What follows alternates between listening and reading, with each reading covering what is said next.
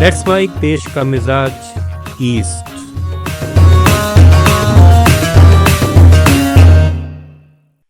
Let's mic देश का मिजाज में खबरें अब पूर्वी भारत से। कांग्रेस नेता राहुल गांधी ने ओडिशा में भुवनेश्वर के बारामुंडा मैदान में संविदा बचाओ समावेश रैली को संबोधित किया। इस दौरान राहुल ने कहा कि ओडिशा में 40,000 से ज्यादा महिलाएं गायब हो गई हैं।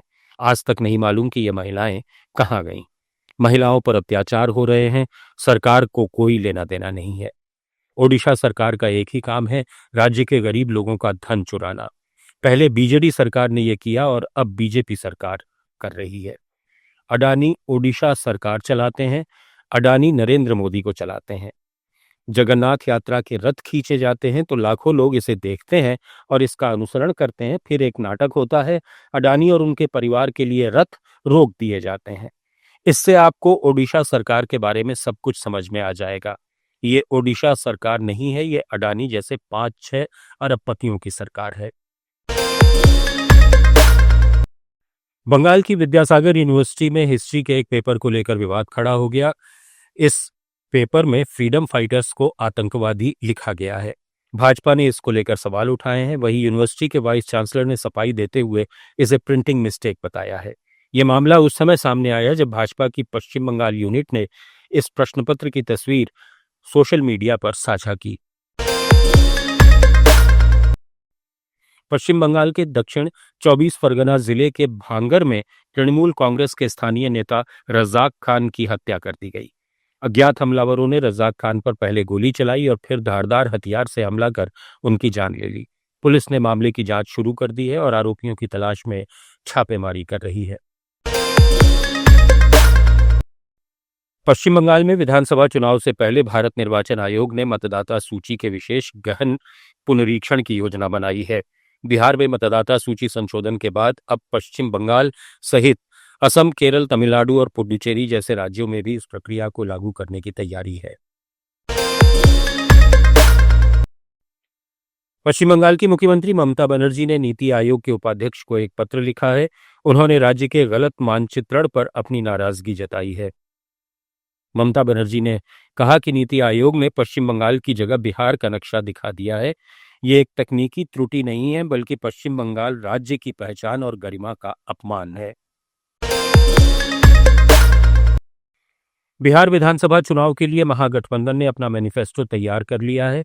राष्ट्रीय जनता दल, कांग्रेस और वाम दलों के गठबंधन की उप समिति ने अपने साझा संकल्प पत्र को अंतिम रूप दिया। इसे अब महागठबंधन की कोऑर्डिनेशन कमेटी को सौंपा जाएगा, जिसके अध्यक्ष तेजस्वी यादव हैं।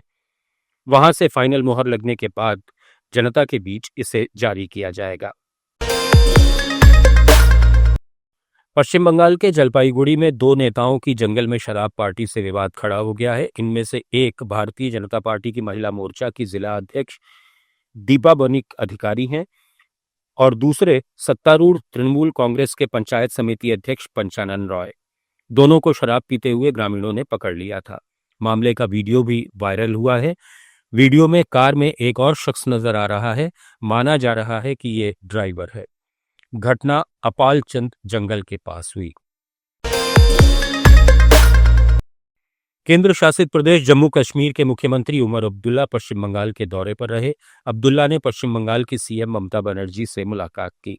उमर ने पहलगाम हमले के बाद पुंछ और राजौरी में मदद के लिए टीम भेजने पर ममता का आभार जताया और उन्हें जम्मू कश्मीर आने का न्योता दिया।